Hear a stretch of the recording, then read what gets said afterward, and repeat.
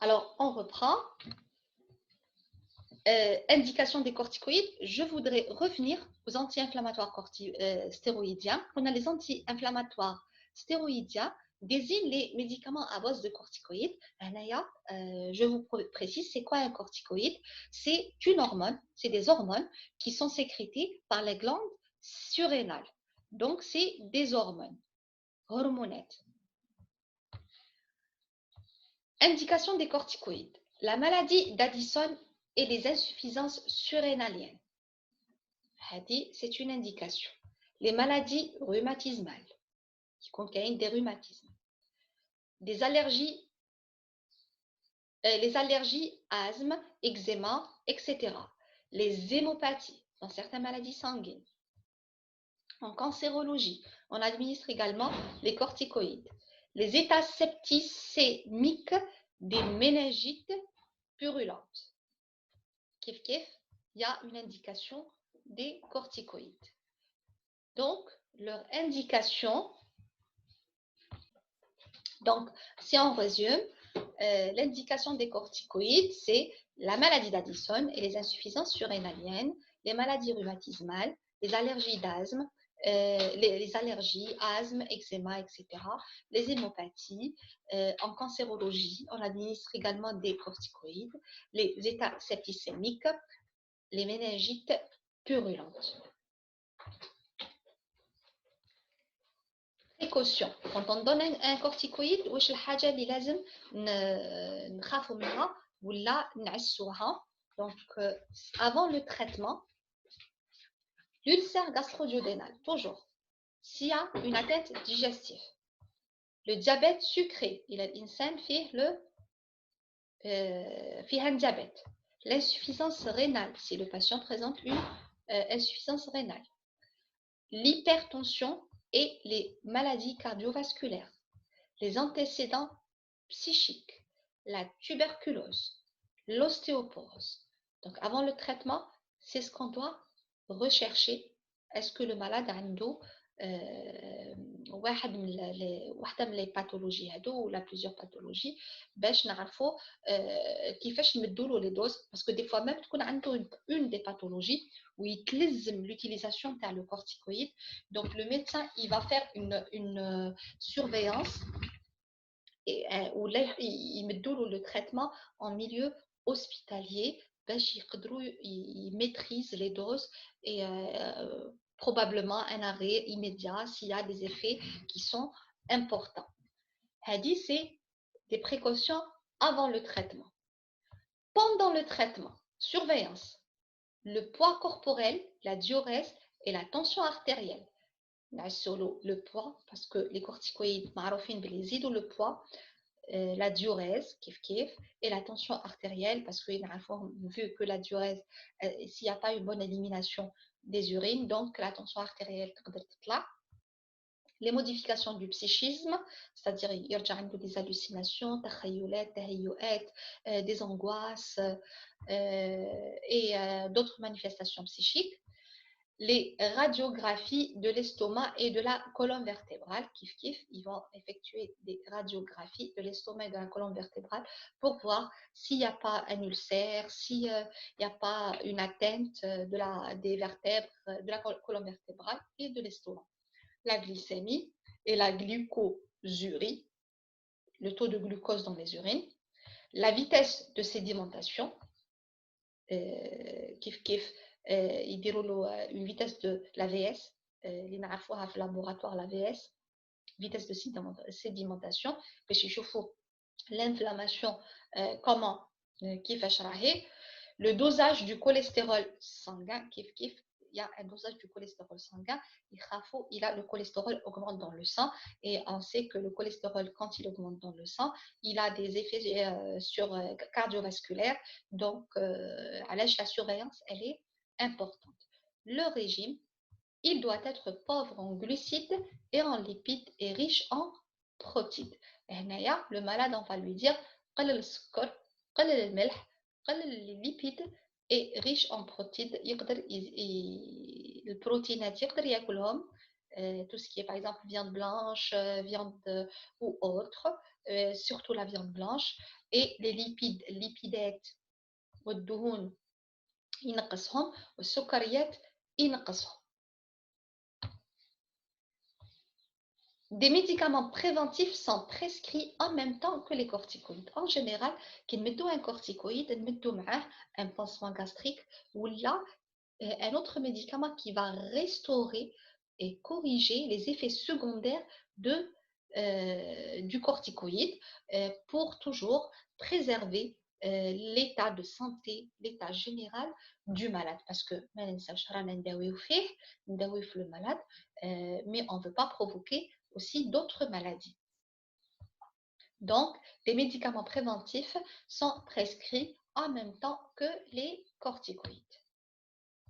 Donc, on a les anti-inflammatoires, on a les anti-inflammatoires les anti-inflammatoires non stéroïdiens, on a les anti-inflammatoires stéroïdiens, on a les anti-inflammatoires stéroïdiens, ils sont à base d'hormones et où il y a des précautions d'emploi avec les anti-inflammatoires, il y a une surveillance à faire avant et pendant le traitement. Maintenant, on passe aux antiseptiques. Les antiseptiques sont des substances qui détruisent les germes pathogènes. Les antiseptiques sont des substances qui détruisent les germes pathogènes. On distingue l'antisepsie locale et l'antisepsie générale. Objectif d'utilisation. La réalisation des soins aseptiques, réduire la transmission des germes de malades par les mains des soignants ou des patients, traiter les infections locales, cutanées et muqueuses. On sait tous que les bactéries, virus et d'autres germes se déposent sur la peau, surtout les mains, sur la peau, et avant la pénétration ou surtout quand il y a une brèche, donc l'antiseptique, il va nous aider à nous débarrasser de ces germes et surtout l'utilisation des soins. C'est pour ça que vous faites les différents lavages de soins. Vous, en tant qu'aide-soignant, il y a le lavage des mains, donc le lavage des mains simple et le lavage des mains antiseptiques. Et les médecins, même les chirurgiens, le lavage des mains chirurgical. Donc, c'est des techniques. Le lavage des mains antiseptiques se fait toujours sur les mains propres avec un antiseptique qui a la possibilité, la propriété d'éliminer, de détruire les germes pathogènes. Donc, on distingue les antiseptiques locaux, c'est-à-dire la peau, et générales qui vont aller vers la voie générale. Donc, bactéries, virus, champignons sur la peau et d'autres ils vont pouvoir pénétrer et provoquer des infections. D'accord? Donc, c'est l'antiseptique. C'est l'antiseptique local ou pour atteindre la peau et l'organisme, c'est l'antiseptique général.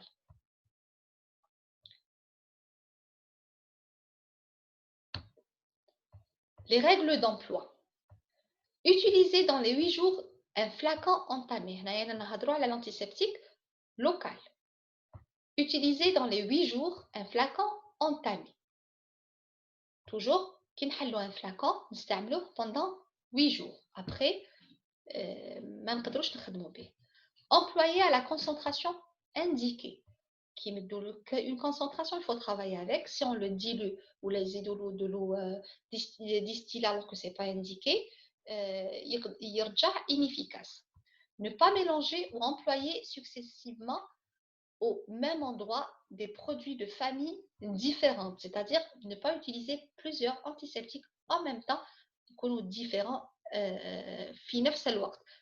ne jamais compléter un partiellement vide. Jeter la fin, le laver et le désinfecter avant de le remplir à nouveau, le stériliser si possible. C'est-à-dire, qu'il y a un antiseptique, pour la voie générale, pour la voie locale, pardon, ويبقى لك تصيبو نتايا تبقى لك فيه شوية وتحب تزيد تعمر من ان grand flacon un antiseptique, ne jamais تزيد على اللي بقى avant parce que يقدر هذاك l'antiseptique يكون déjà contaminé, donc on peut pas savoir quand ils ont fait l'antisepsie ونقاو به, on ne peut pas savoir comment c'est fait la procédure, donc il peut être contaminé. Donc, il faut vider avec la quantité de le flacon, le laver le flacon et remplir de nouveau le liquide. Garder les antiseptiques au frais et à l'abri de la lumière. Toujours, في مكان بارد ولا حرارة معتدلة. Bien sûr, en général, sur les flacons, ils indiquent la température, les le produit, et à l'abri de la lumière, la lumière.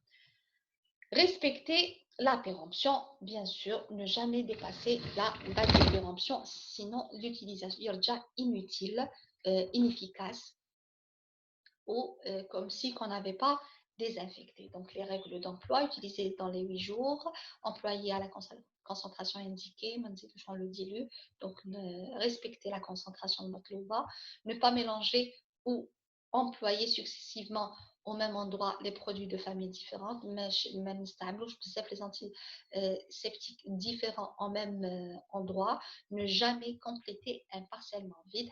Quand c'est bon un flacon à moitié entamé, نحبوا نزيدوا نعمروه بان antiseptique, ما نعمروهش هكذاك, نفرغوا la quantité اللي بقات, on le lave, puis on ajoute, on stérilise, je stérilise si possible, et on ajoute le nouveau produit. Gardez les antiseptiques au frais et à l'abri de la lumière, respectez la péremption. Remarque, les colorants, éosine, bleu de méthylène et éther ne sont pas des antiseptiques efficaces sur l'ensemble des micro-organismes. L'éosine, bleu de méthylène, c'est des colorants. Ils sont efficaces sur certains germes et inefficaces sur d'autres germes. Donc, toujours suivre l'indication. C'est pour ça qu'il faut respecter toujours la prescription médicale qui le médecin éosine, ça veut dire éosine, il écrit un autre antiseptique, il faut respecter, ne pas remplacer à tort et à travers parce que ça risque de ne pas être efficace. Classification des antiseptiques. Antiseptiques à usage externe. Les antiseptiques chlorés, on a les antiseptiques chlorés. C'est des antiseptiques à usage externe. Antiseptiques chlorés.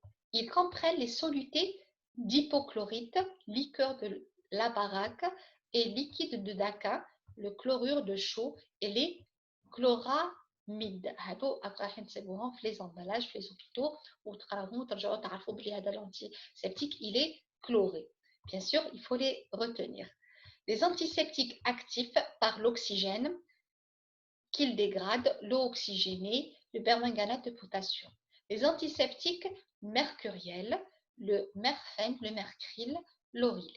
Les antiseptiques argentiques, zinciques et cuivriques, les phénols dérivés, alcool et aldéhyde. Alcool n'est ni fongicide ni virucide, mais bactériostatique, c'est-à-dire l'alcool, il agit sur les bactéries bactériostatiques. Bactéricide, la bactériostatique. Bactériostatique, il arrête la multiplication. Bactériocide, يقتل la bactérie. Et on parle de l'alcool à 70%. Les antiseptiques à usage interne, c'est-à-dire par la voie orale ou par la voie orale en général.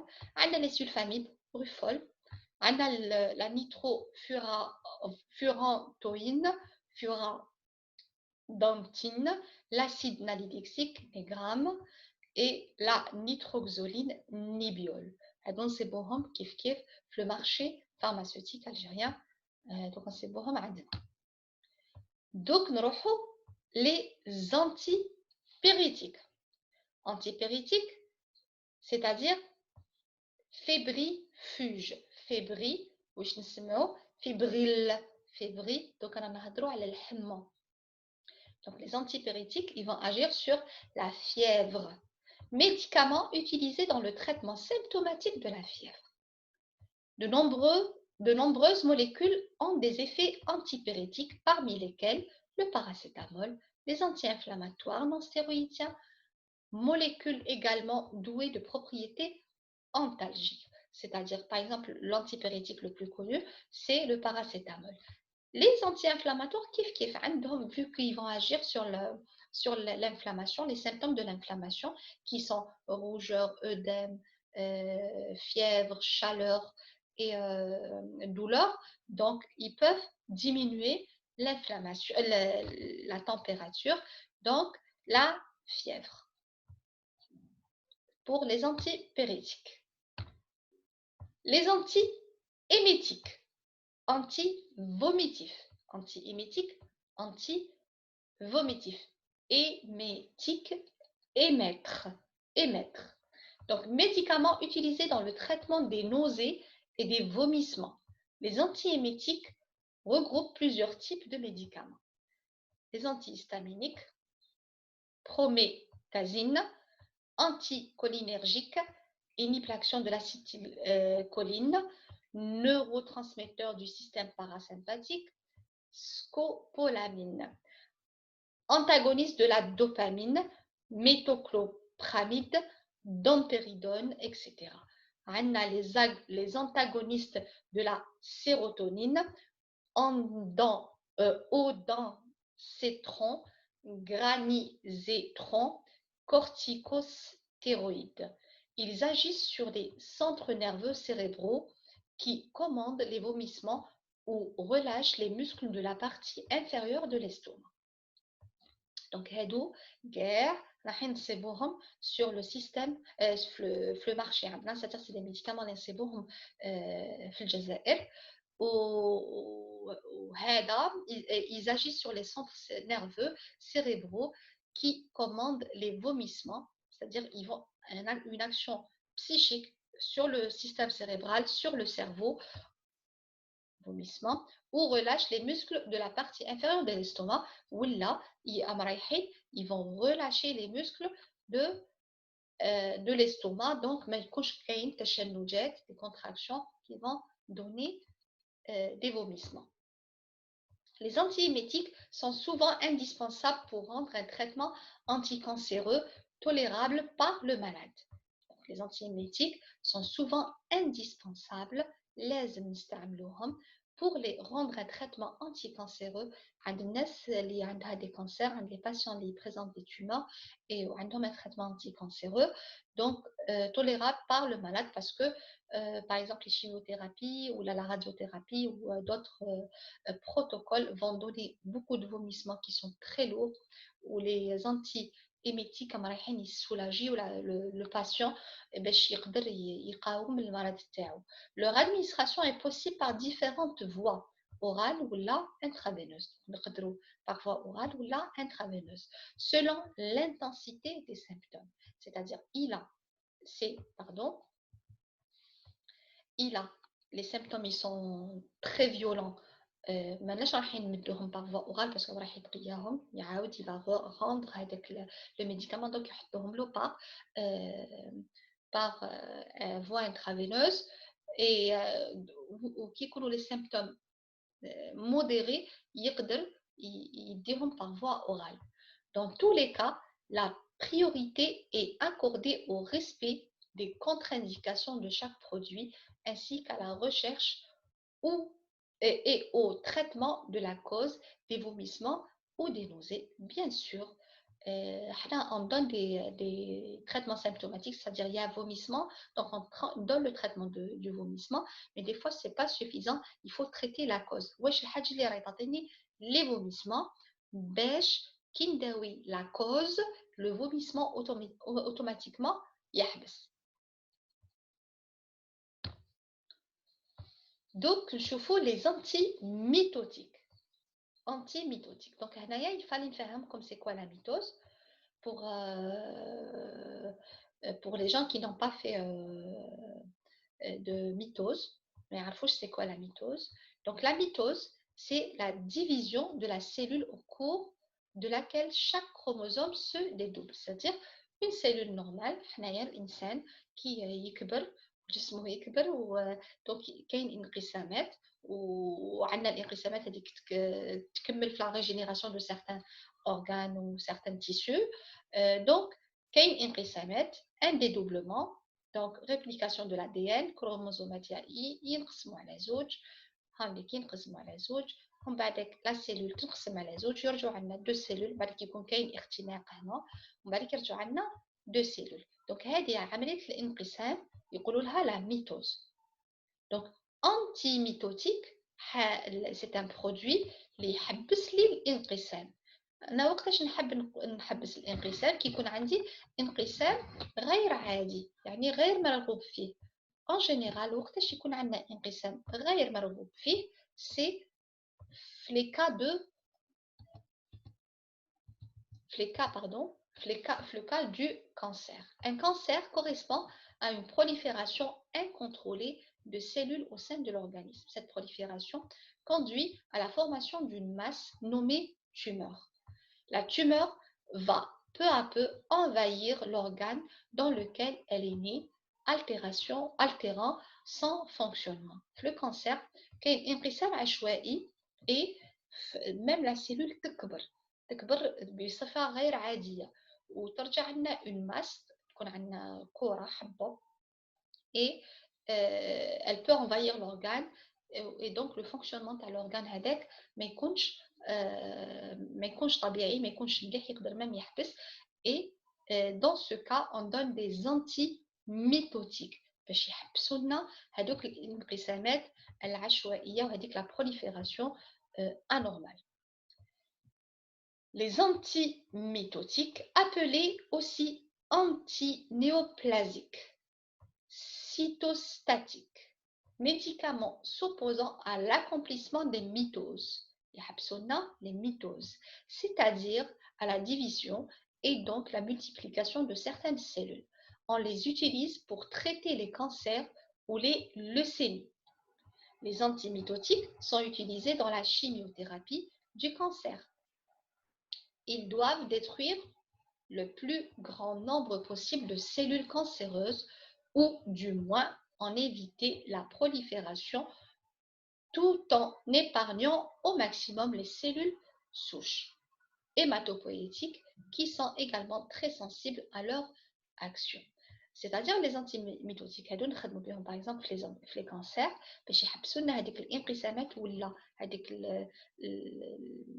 النمو الغير طبيعي la cellule ils vont agir pour arrêter ce processus tout en essayant de préserver les cellules souches تاع الإنسان اللي يسحقهم pour régénérer ces organes, ces différentes cellules, les cellules sanguines et bien d'autres tissus. Donc, les principaux antimitotiques appartiennent à trois groupes. On a les substances chimiques de synthèse, des molécules de synthèse, les antibiotiques, les antimitotiques, des substances extraites de plantes. Ou des substances, l'origine d'ahom, c'est les plantes. On a recours le plus souvent à des associations de deux ou de plusieurs drogues qui varient suivant le type et la localisation du cancer. Donc, en général, ils vont utiliser plusieurs produits. Drogue, ça ne veut pas dire une drogue, mais drogue, c'est-à-dire c'est un traitement, c'est un médicament qui varie suivant le type et la localisation du cancer. Exemple, acétate de cyprotérone, Abraxane 5 mg par millilitre, poudre pour suspension injectable pour perfusion. Les protocoles de chimiothérapie, de radiothérapie et d'autres, et qui déroulent des fois une association qui contient une tumeur, tout dépend de la localisation et la thérapeutique choisie. Les psychotropes, Un psychotrope est une substance susceptible de modifier l'activité psychologique et mentale.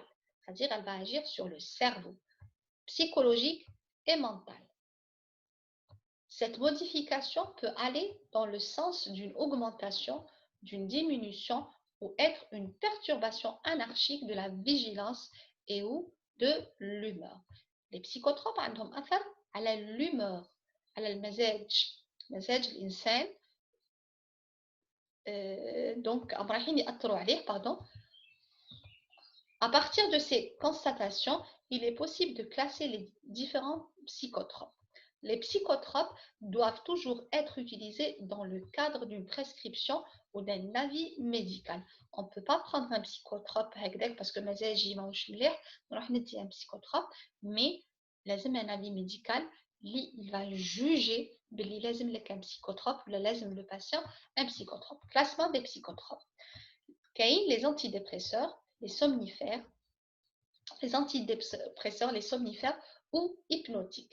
Les anxiolytiques et les neuroleptiques sont des médicaments psychotropes. Les drogues, cannabis, héroïne, cocaïne, LSD, ecstasy, etc. illicites sont aussi des psychotropes. C'est-à-dire, même s'ils sont considérés comme drogue dans le mauvais sens du terme, il reste des psychotropes ont une action sur le psychisme de la personne. Les antidépresseurs stimulent l'humeur et l'état affectif des personnes atteintes de dépression. Ils sont constitués de plusieurs familles. On a la dépression, الاكتئاب, donc كاين انهيار عصبي, انهيار في جميع الجوانب الشخصية تاع الإنسان. Donc les antidépresseurs, ils vont stimuler l'humeur et l'état des personnes atteintes de dépression. Ils sont constitués de plusieurs familles. On a les antidépresseurs hémipraminiques ou tricycliques, TCA, clobipramine, anafranil, hémipramine, tofranil, amitriptyline et la ville Laroxyl. C'est bon, toujours sur le marché algérien. Les inhibiteurs de la monoamine oxydase, IMAO, iproniazide, marsilide. Les inhibiteurs sélectifs de la recapture de la sérotonine, ISRS, citalopram, séronam, fluoxétine, Prozac. C'est des médicaments qui existent sur le territoire national. On a les hypnotiques, médicaments inhibiteurs de l'éveil, de la vigilance, effet sédatif. En général, ils vont stimuler ou ils vont sédater, c'est-à-dire ils vont calmer, sédater. Donc, effet sédatif. Des benzodiazépines, des antihistaminiques ou la dernière génération des imidazopyridines et les cyclopyrrolone. Donc, un autre antihistaminique qui est l'allergie, oui, mais il a des effets aussi psychiques, donc hypnotiques. Les anxiolytiques, ils luttent contre l'anxiété, le qalaq. Ils sont sédatifs, ils calment, mais à plus forte dose que les somnifères. أكثر من المسكن بصح أكثر من اللي يرقدوا les somnifères. À dose normale, ils entraînent une somnolence. On y trouve principalement les benzodiazépines. هذا كيف c'est un nom, une DCI, c'est-à-dire un cerveau le marché. Les neuroleptiques ou tranquillisants majeurs sont neuroleptiques, sont des médicaments utilisés pour traiter les psychoses. Il y a les psychoses. منهم la schizophrénie, état maniaque, etc. Ils sont sédatifs et provoquent une inhibition psychomotrice, c'est-à-dire le corps il va réagir, indifférence au monde extérieur. Tout le corps va être sédaté et va être calmé et indifférent. La psychose, qui est tout le module de neuro, vous avez eu la définition et ce que voulait dire une psychose. Plusieurs familles de substances sont classées parmi les neuroleptiques, menhom les phénothiazines, les butyrophénones et les benzamides. Les psychodysleptiques. Les psychodysleptiques sont des substances qui perturbent l'activité mentale et la vigilance. Elles ne sont pas utilisées comme médicaments et sont d'ailleurs illicites. Elles existent, mais on ne les utilise pas comme médicaments à lèche parce que ils perturbent l'activité mentale et la vigilance. Au contraire, on obtient une perturbation mentale et même la vigilance, c'est الواحد qui يكون اليقظة.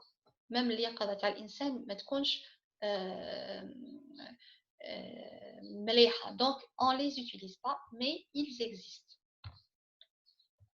Donc, la dernière classe, c'est les anticoagulants. وشنو هما les anticoagulants؟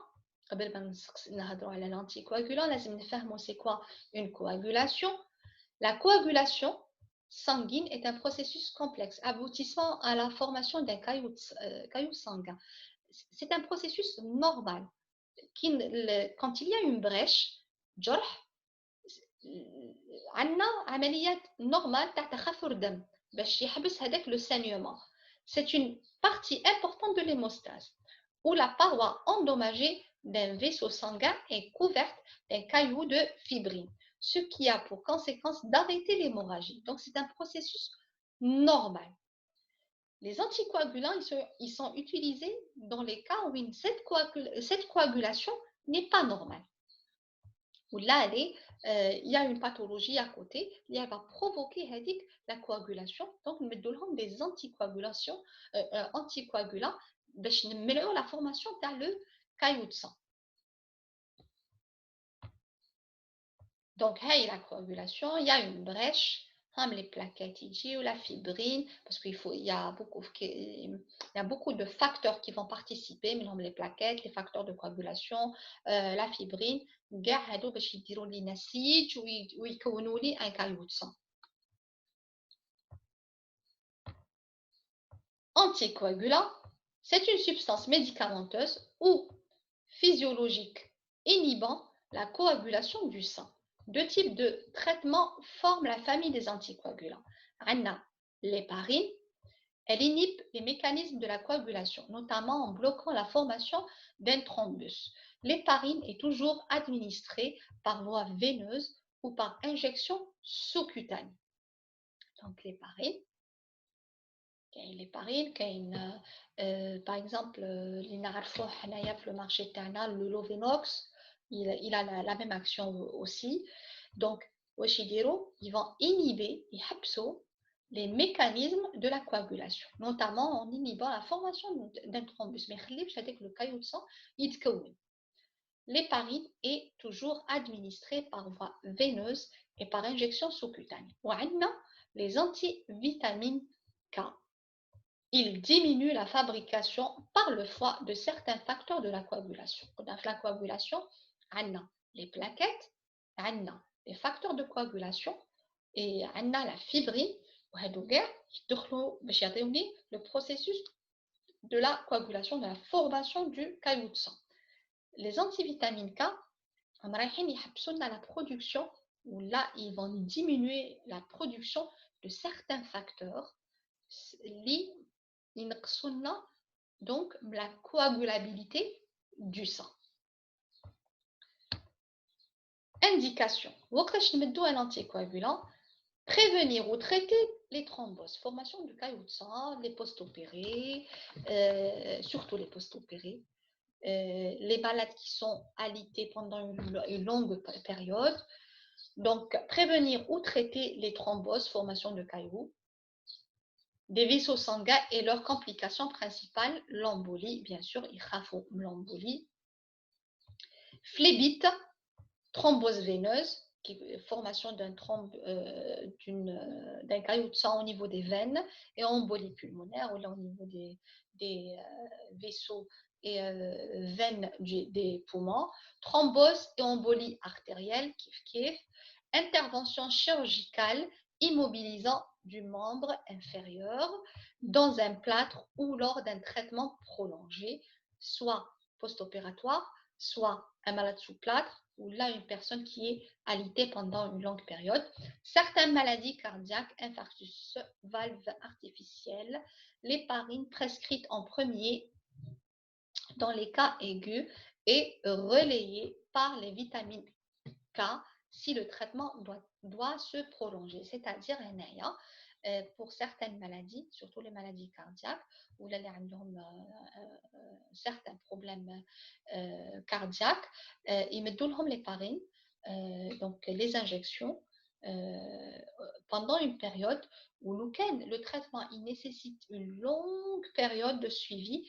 À partir d'une certaine période, ils ont l'héparine en injectable, où ils mettent des antivitamines K par voie orale. Par exemple, le traitement c'est le Centron. Donc, pour ce chapitre, شفنا les sulfamides. Donc, on va faire une récap. شفنا les sulfamides. Très bien. Donc, شفنا les sulfamides. J'espère que vous avez assimilé et que vous allez avoir si vous avez des questions, il faut les écrire, en commentaire et j'y répondrai plus tard. Bon courage à tous. J'arrive pas à faire le partage d'écran, je vais dire comme la récap. Donc, bon courage à tous et à bientôt, Inch'Allah, pour la suite, Inch'Allah. Et bon courage.